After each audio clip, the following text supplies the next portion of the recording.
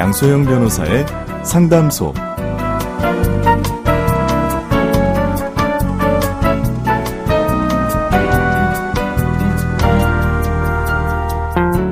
양소영 변호사의 상담소 양담소를 찾아주신 여러분 환영합니다. 양소영입니다.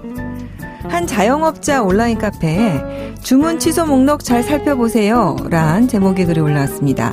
그는 배달앱 주문건을 아르바이트생이 임의로 취소를 하고 모른 척 일을 하는 걸 우연히 알게 됐다고 얘기를 했군요. 6월만 해서 확인한 결과 취소한 주문이 88건, 피해액이 230만 원이 넘는다고 합니다. 아르바이트생은 이런 상황을 시인을 했군요.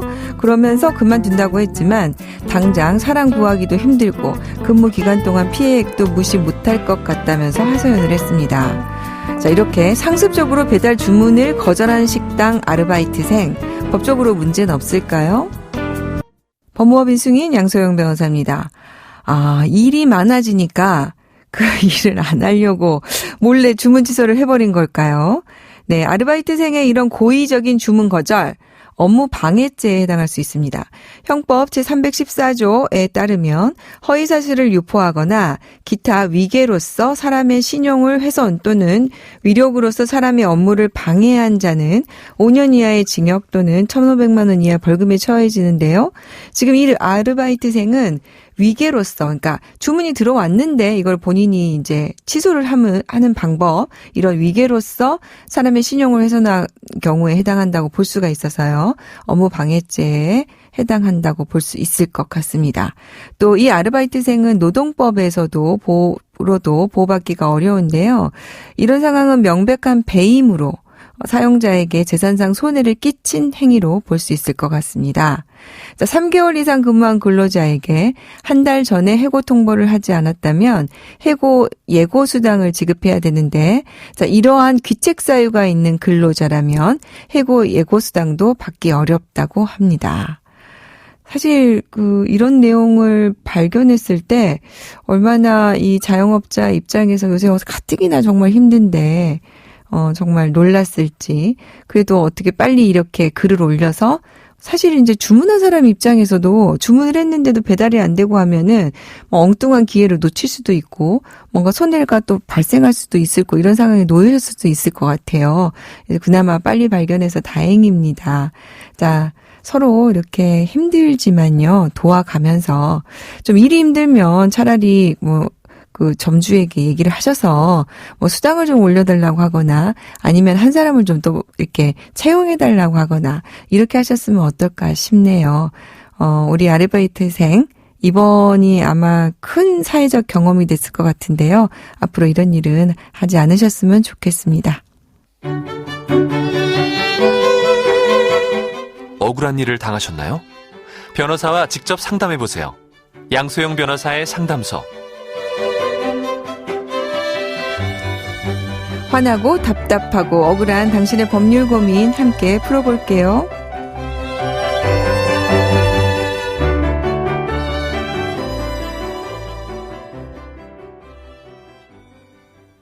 오늘은 이미숙 변호사님 함께 하겠습니다. 안녕하세요. 안녕하세요. 이미숙 변호사입니다. 네. 지난번에 저희가 오랜만에 이 변호사님하고 방송을 한번 해봤는데 확실히 역시 든든하고, 네. 감사합니다. 네, 우리 이 변호사님 방송도 잘하셔서 자주자주 계속 나오셨으면 좋겠습니다. 자, 오늘 또 준비된 사연 만나보고 얘기 계속 나눠볼게요.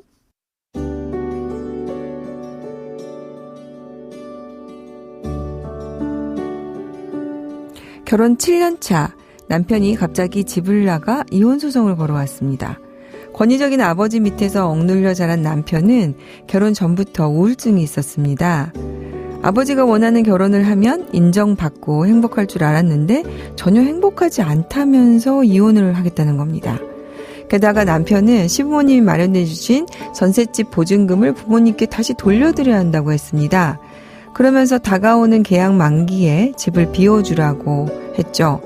저와 아이는 어디로 가라는 거냐며 애원했지만 남편은 냉정하게 아이를 데리고 친정으로 가라고 했습니다. 정말 남편은 저와 공동명의인 전셋집을 빼겠다고 연락을 했고 집을 언제 비워줄 건지 묻는 집주인의 전화가 왔습니다. 저는 지금 육아휴직 중이어서 소득도 없고 다른 재산도 가진 게 없어서 아이와 살 집을 마련할 수 없습니다. 남편을 여러 차례 설득을 했지만 워낙 이혼 의사가 확고해서 대화가 되지 않았습니다. 사실 남편은 결혼 후 모은 재산이 거의 없습니다.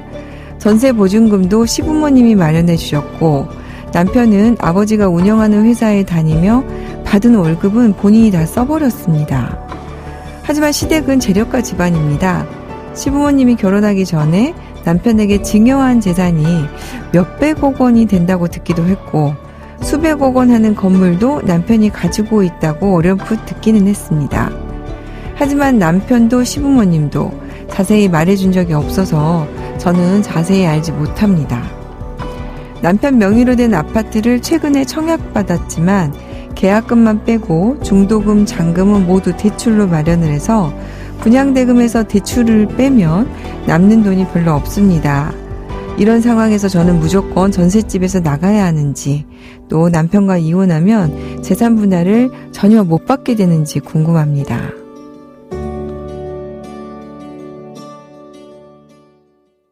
네, 지금 남편의 얘기를 들으면 이혼 사유도 없는 것 같고 일방적으로 지금 이혼을 요구하는 것으로 보이는데요. 네.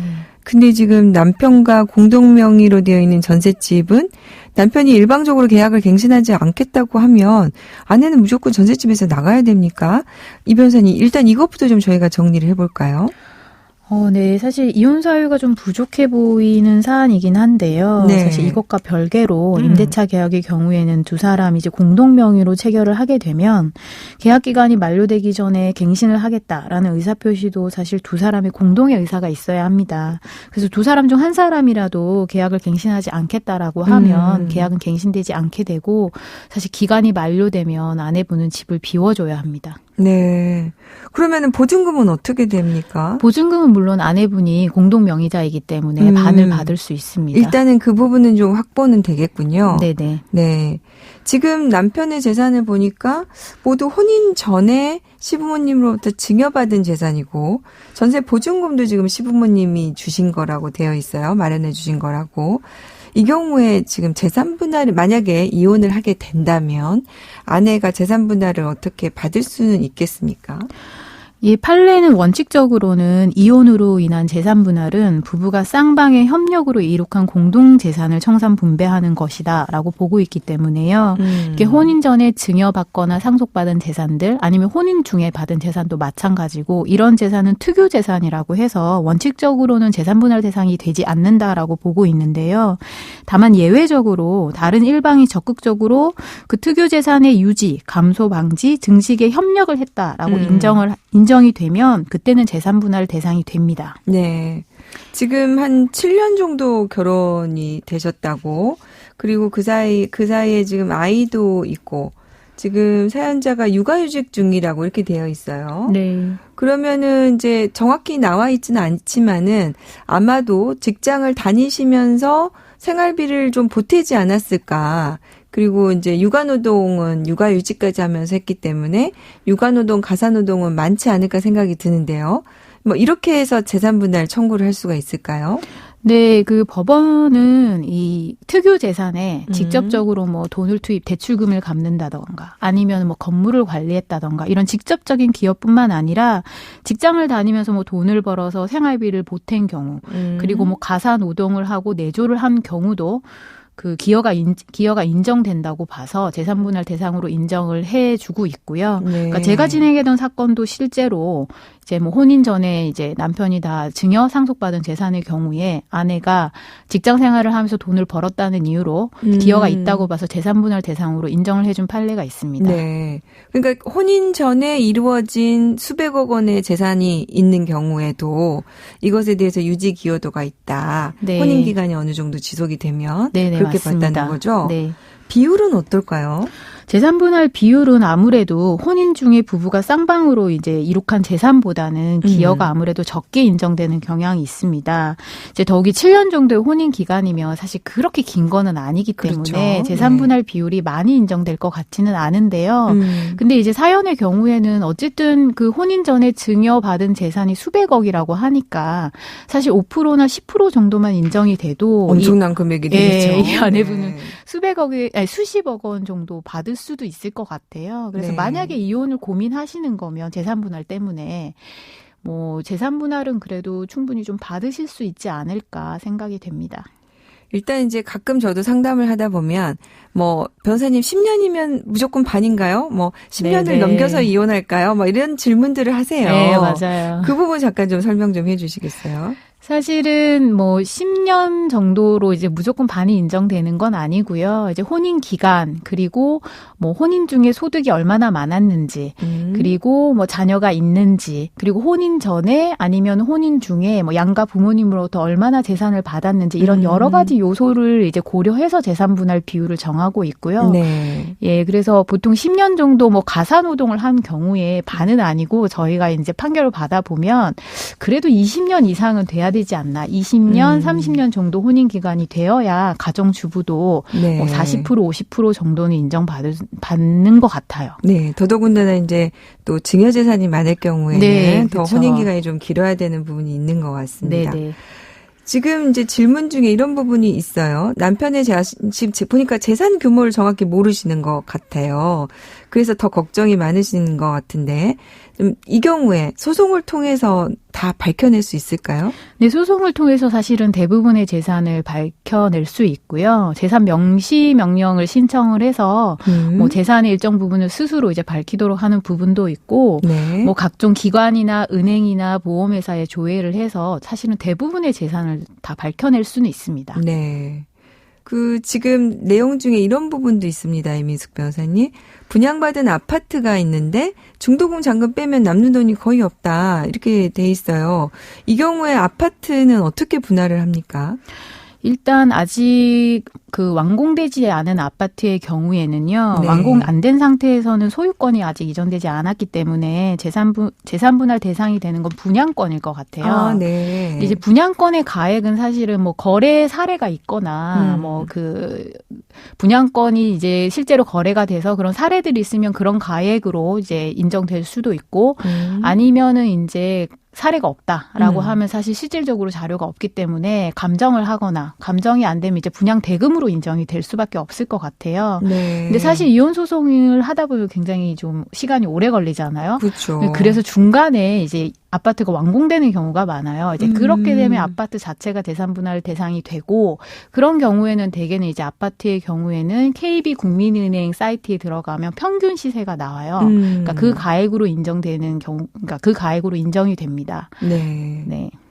그리고 요새는 또 다행히 실거래가를 많이 신고를 네, 하고 네. 있도록 하고 있어서 네, 네. 이 부분을 참고를 많이 하는데 네. 아파트 시세가 요새 워낙 뛰다 보니까 소송하다 보면 가액이 많이 달라지는 경우도 있어서 다시 또 감정까지 하는 경우가 있는데요. 네. 자, 오늘 사연은 이혼 사유에 대해서는 좀 명확히 그 얘기를 안 해주고 계셔서 일단은 이런 경우에 이혼이 됐을 때, 이혼하게 되었을 때 재산 분할이 어떻게 될 것인가 관련해서 이미숙 변호사님과 얘기 나눴습니다. 도움 말씀 감사합니다. 네, 감사합니다.